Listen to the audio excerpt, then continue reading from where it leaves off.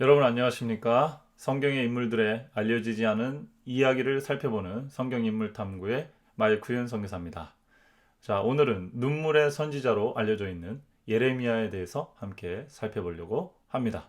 예레미야에 대한 다양한 이야기들이 준비되어 있는데요. 함께 떠나보시겠습니다.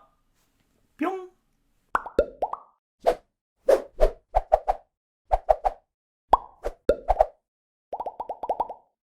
자, 성경 인물 탐구 30번째 시간 예레미야 선지자입니다.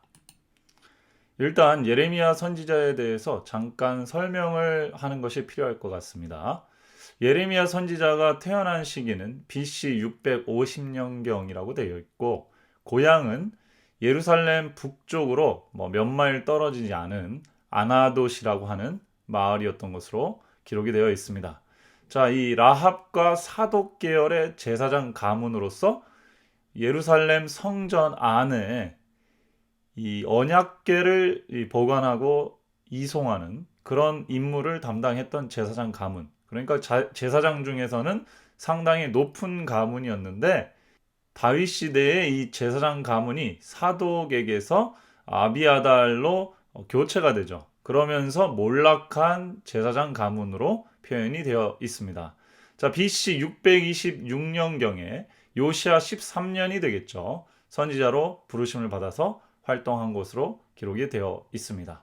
자, 유대인의 문헌들에 보면 태어날 때부터 할례한 채로 태어났고 울음소리가 벌써 타락한 이스라엘 백성의 죄를 경고하는 메시지를 담고 있었다고 합니다. 자, 두 번째 예레미야의 선지자적 특징을 살펴보도록 하겠습니다. 자, 예레미야 선지자는 눈물의 선지자로 알려져 있죠. 요시야 왕 때 부르심을 받았으니까 이스라엘의 마지막 부흥의 불꽃을 일으키려고 했던 운동이 실패로 돌아가자 예레미야는 눈물을 흘리고 통곡을 하게 됩니다. 그리고 예루살렘의 멸망까지 지켜보게 되었죠. 그래서 부흥운동 실패 이후에 이스라엘이 멸망할 것이라는 것에 대한 이야기, 자기 민족이 패망할 것이라는 예언을 한 사명을 받은 그런 선지자가 되겠습니다. 이 예레미야는 심성이 착하고 또 안락과 평안을 좋아하는 선지자였는데 시대가 이러한 경고의 메시지를 원했기 때문에 예레미야는 눈물의 선지자가 될 수밖에 없었던 것이죠. 또 예레미야의 활동은 다른 선지자들과는 다르게 바룩이라고 하는 서기관, 자기의 말씀을 기록할 수 있는 기록관과 또 여러 학생들을 데리고 활동을 한 것으로 나타나 있습니다. 그래서 다니엘이나 에스겔 같은 젊은 선지자들도 이때 예레미야의 영향을 받은 것으로 그렇게 알려져 있습니다. 자, 당시에 훌다라고 하는 여선지자가 있었는데요. 이 훌다는 여성들을 상대로 말씀을 전했고 또 스바냐라고 하는 선지자가 있었는데 이 선지자는 회당에서 율법을 가르치면서 예언자 역할을 한 것으로 기록이 되어 있습니다만 예레미야는 길거리에서 시장에서 성전 뜰에서 사람을 만나는 대로 경고의 기별을 전했던 길거리의 선지자로 알려져 있습니다. 이 예레미야는 유대인 문헌에서 매우 높게 평가를 받고 있는데요. 신명기 18장 18절에 나타난 나와 같은 선지자를 일으키시리라 라고 하는 그 예언에서 모세가 말한 나와 같은 선지자는 곧 예레미야를 상징한다. 이렇게 해석하고 있습니다. 그래서 백성들한테 버림받기도 하고 또 어렸을 때 이 어려움 속에서 구원받기도 하고요. 또 백성들을 따라서 이 여행 순례의 길을 떠나기도 하고 이런 여러 가지 특징들이 예레미야 선지자가 모세와 같은 급의 혹은 모세가 자기 같은 선지자가 일어나겠다고 하는 그 선지자였다라고 해석합니다. 물론 기독교에서는 이 선지자의 원형은 예수 그리스도라는 것을 우리는 믿고 있죠. 자, 예레미야의 활동과 박해에 대해서 살펴보겠습니다. 자, 예레미야는 흰놈의 아들 골짜기의 죄악을 주로 비판했습니다. 이게 초기의 사역이죠. 흰놈의 아들 골짜기는 이스라엘 예루살렘 성벽 동남쪽에 있는 기드론 골짜기 옆에 있는 골짜기인데 이 골짜기에서는 아들을 제사를 바치는 그리고 인신공양을 바치는 그런 신들에 대한 산당이 모셔져 있었던 것이죠. 자, 그곳에 우상숭배, 인신공양 이런 것들을 이 선지자들은 비판했습니다. 예레미야도 예외가 아니었죠. 자, 그렇게 하자 지도자들과 또 이 신앙을 옹호하던 이스라엘의 귀족들은 예레미야와 그 예언자들을 가두게 되었습니다. 자, 예레미야가 갇히자 바룩에게 자기의 기별을 전했고 바룩을 통해서 하나님의 말씀을 증거하라고 명령을 전하게 되죠. 그래서 바룩과 제자들이 하나님의 말씀을 낭독하고 말씀을 전하자 또 여호야김이 바룩과 그 제자들을 불러서 두루마리 그 말씀을 뺏어가지고 칼로 하나하나 찢어가지고 불에다가 태워버리는 그런 일들이 있었습니다.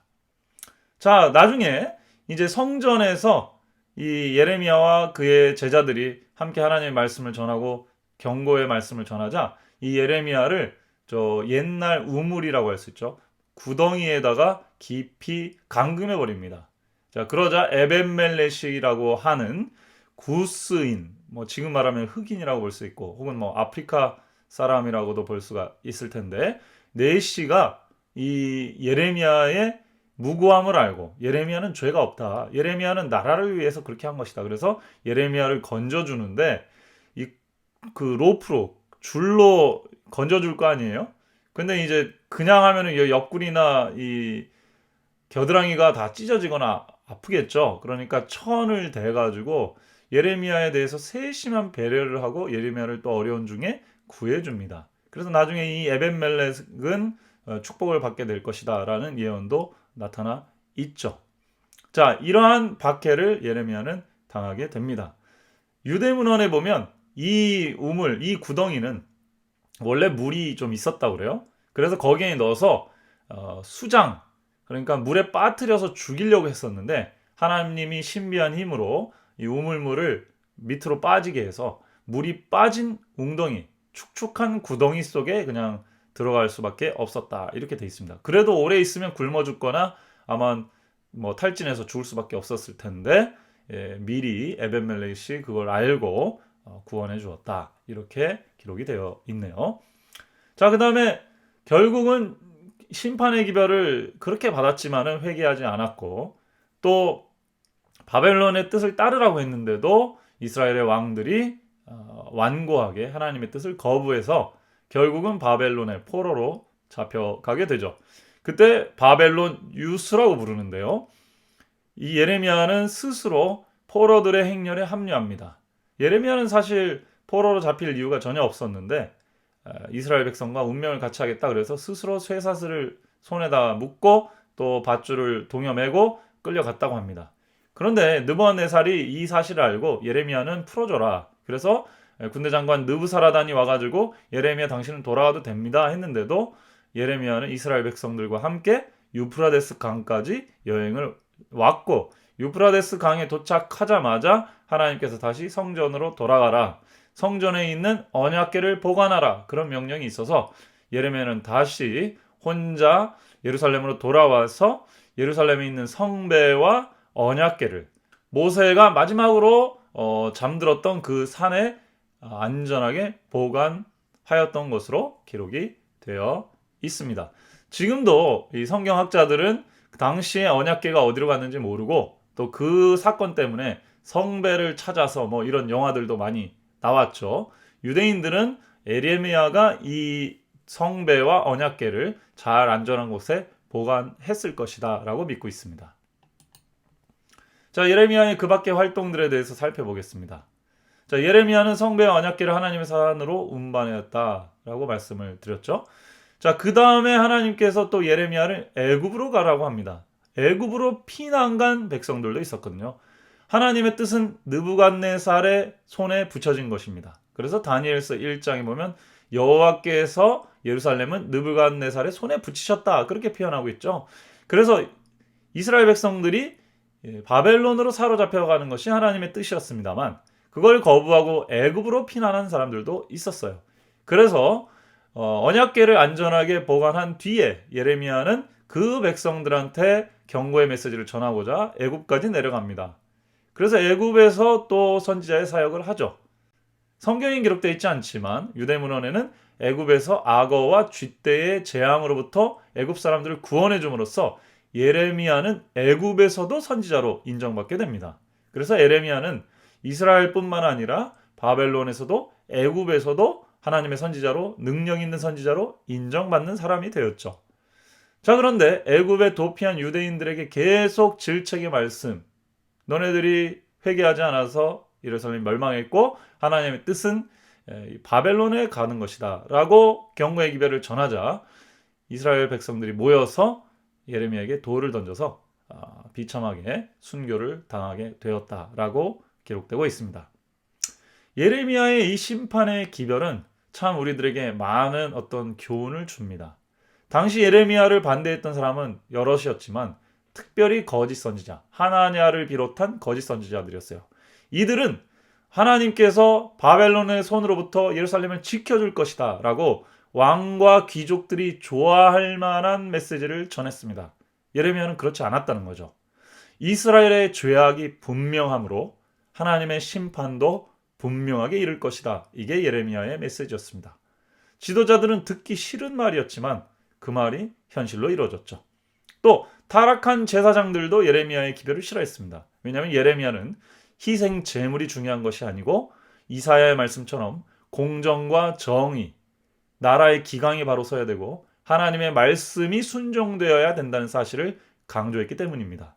자, 그렇게 되니까 제사장들, 타락한 제사장들과 거짓 선지자들이 연합해서 귀족과 당시 지도층들을 설득하여 예레미야를 공격했던 것이죠.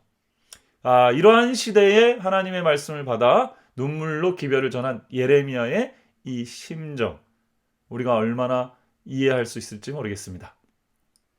자, 이렇게 예레미야 선지자에 대해서 살펴보았습니다. 예레미야 선지자는 선지자로서의 어떤 멋진 모습보다는 정말 많이 박해받고 또 눈물 흘리고 슬퍼하고 가슴 아파하는 그런 장면들이 많이 기록되어 있는 그런 선지자입니다. 그러나 다행히도 본인 혼자 활동한 것이 아니어서 바룩이라든지 또 많은 제자들을 남겼기 때문에 비교적 객관적으로 연구할 수 있는 자료들이 많이 남았고요. 이후에 그의 문헌들이 상당히 많은 사람들로부터 사랑받고 또 연구가 되었습니다.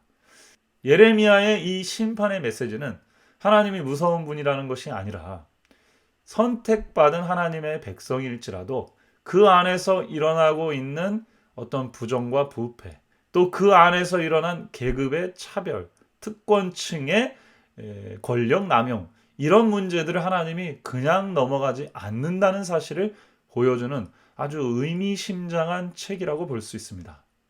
하나님의 백성이라도 심판하신다. 이것이 예레미야서의 메시지이죠. 그러나 예레미야라고 하는 선지자의 이름은 무엇인지 아십니까? 하나님께서 세우신다라는 메시지입니다.